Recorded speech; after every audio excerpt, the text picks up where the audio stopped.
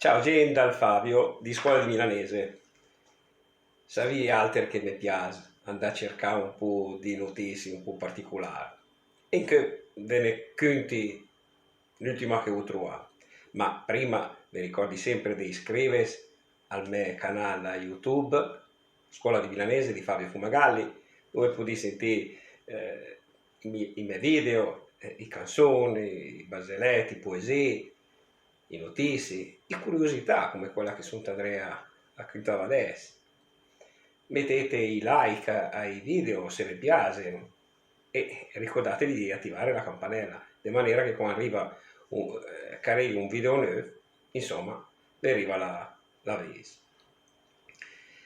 Quello che ho trovato è che sapevi che in America le sta creando un tessuto per la biancheria che tira via i cattivi odori.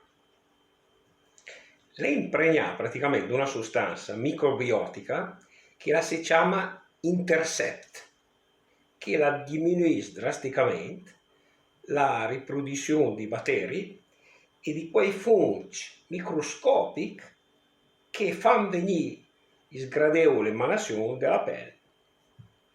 Le sta anche a dimostrare, pensate, che l'Intercept è resistente all'acqua e è mica pericolosa per la pelle. Ciao gente, dal Fabio, se sento alla prossima. Ciao!